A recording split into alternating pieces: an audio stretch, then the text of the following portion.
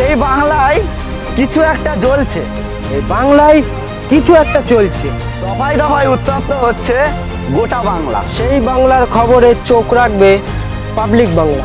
এই বাংলায় হচ্ছেটা কি, চোখে চোখ রেখে প্রশ্ন করব। পাবলিক বাংলা, মানুষের কণ্ঠস্বর। আপনারা সর্বদাই নজর রাখুন পাবলিক বাংলায়। কতদিন চলবে মানুষ মারা রাজনীতি? তার জবাব চাই বাংলা। রাজ্য সরকার বিচার করবে কেন? খুনটা তো রাজ্য সরকার করেছে। আমি খুন করবো আর আমি বিচার করবো, এ আশা করা যায়? এটা সম্ভব না। এইবারে রইল সেন্টারের সরকার।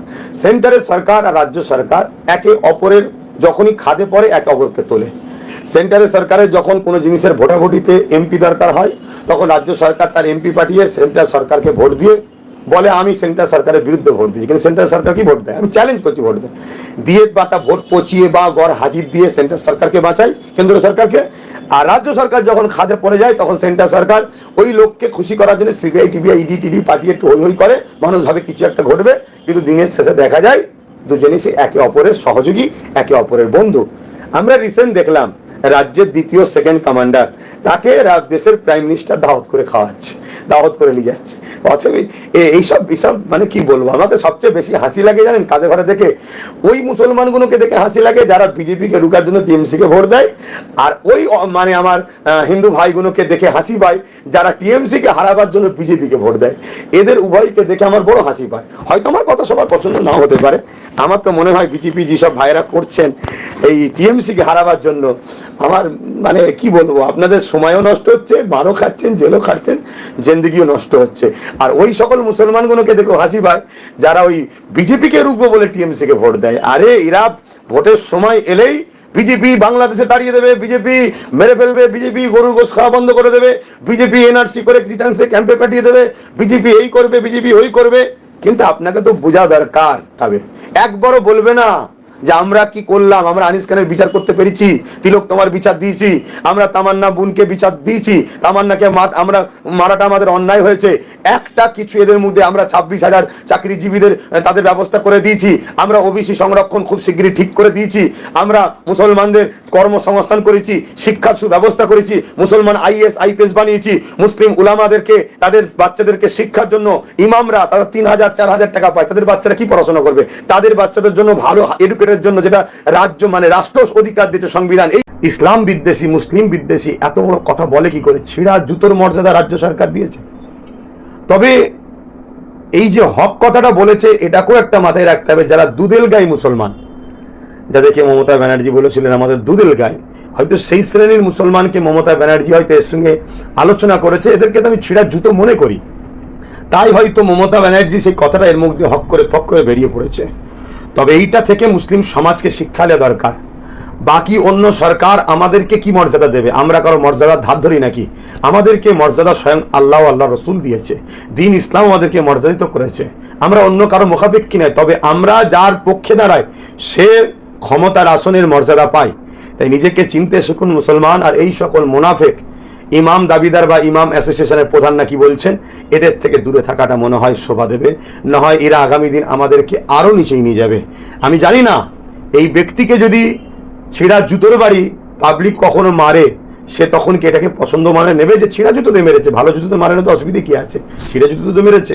এই ধরনের ভুলভাল বক্তব্য দেওয়া, এ থেকে প্রমাণ হয় এ সম্পূর্ণ মুসলিমদের বিরুদ্ধে, ইসলামের বিরুদ্ধে।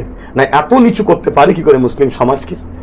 এত নিচু ছিঁড়া জুতোর সঙ্গে তুলনা করছে, এটা বড় দুর্ভাগ্য। এবং পাশাপাশি আরও একবার বলছি, এই কথা সত্য কথাই মমতা ব্যানার্জির সঙ্গে হয়তো তার আলোচনা হওয়াতে সেও হয়তো বলেছে, কেন একবার দুধেল গাই বলেছিল, আমার দুধেল গাইগুলোকে তো আমি ছিঁড়া জুতোর মর্যাদা দিই, অন্য কেউ তো দেয় না, আমি তবু তো মর্যাদা দিই। আমি জাতির কাছে প্রশ্ন রাখবো, অনুরোধ করব, আপনাদের কি মর্যাদার এত অভাব পড়ে গেছে যে রাজ্য সরকারের কাছে ছিঁড়া জুতো হয়ে থাকতে হবে? আপনাদের মর্যাদা আল্লাহ রসুল দিয়েছে, ইসলাম দিয়েছে। তাই নিজেকে চিনতে শিখুন। মুজাদ্দেদুজ্জামান দাদা হুজুর রহমাতুল্লাহ আলাইহি তিনি এই পূর্ব ভারতে শিক্ষার রেনেসাঁ, তিনি শিক্ষার অগ্রগতির দিকে মানুষকে আগিয়ে নিয়ে গেছে।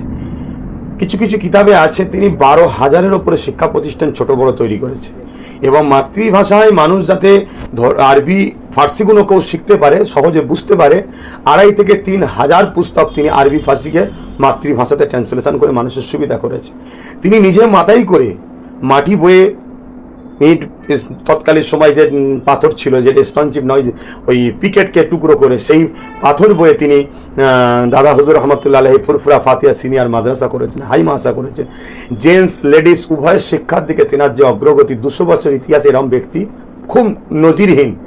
তার উত্তরসূরি, তার ব্লাড নওশাদ সিদ্দিকীর গায়ে আছে, সে তো বলবেই। এবং জাতিকে ভাবতে হবে আমাদের আইএস কই, আমাদের আইপিএস কই।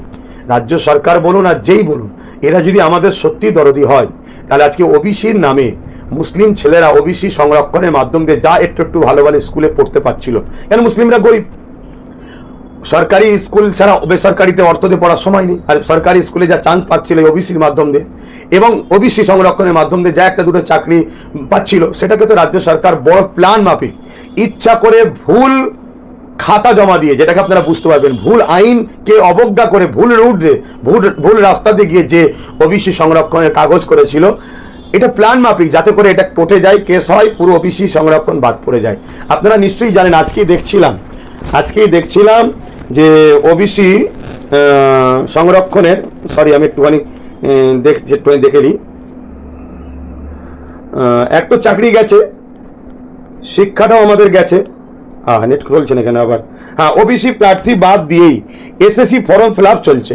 তার মানে মুসলমানদের ঘরে শিক্ষা থেকে, চাকরি থেকে, সব থেকে রাজ্য সরকার শেষ করছে। দেখুন আজকের ঘোষণা, মুসলিম তোষণের নামে মুসলিম শোষণ চলছে, তাহলে সেই জায়গায় যা একটা দুটো ডাক্তার বা বিভিন্ন জায়গায় যাচ্ছিল শেষ করে দিচ্ছে। সেই জায়গায় নওশাদ সিদ্দিকী এসে বলছে, একবেলা যদি খেতে না পান রোজা রাখুন। ইসলাম ধর্মের মানুষকে নওশাদ মেসেজ দিচ্ছে, একবেলা যদি খেতে না পান রোজা রাখুন। অবশ্যই নওশাদ এই মেসেজ সর্বধর্মের মানুষকে দেয়, আদিবাসী এলাকাতেও গেলে দেয়, দলিত এলাকাতে গেলেও দেয়, মতো এলাকা গেলেও দেয়, পিছিয়ে পড়া। কিন্তু যে এলাকায় নওশাদ সিদ্দিকী রিসেন্ট দিচ্ছিল আমি দেখছিলাম, সেটা মুসলিম অধ্যুষিত এলাকা।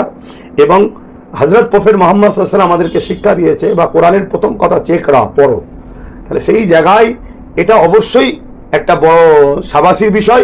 আর আমি মনে করি নওশাদ সিদ্দিকীর মতো ছেলেরা যদি আগামী দিন শিক্ষামন্ত্রী হয় বা রাজ্যের বড় বড় দায়িত্ব যদি আসে, এরকম যারা শিক্ষা দরদী মানুষ, তাহলে সংবিধান যে আমাদের অধিকার দিয়েছে শিক্ষা, স্বাস্থ্য, কর্মসংস্থান, বাসস্থান, তাহলে আমার জাতির সবাই শিক্ষিত হবে। আমি একটু উদাহরণ টেনে বলছি, ভারতবর্ষের বুকে সবাই নাম করে কেরলের কথা। কি জন্য নাম করে? সেই ঘুরিয়ে একটাই কথা বলে, কেরলের শিক্ষার হার বেশি।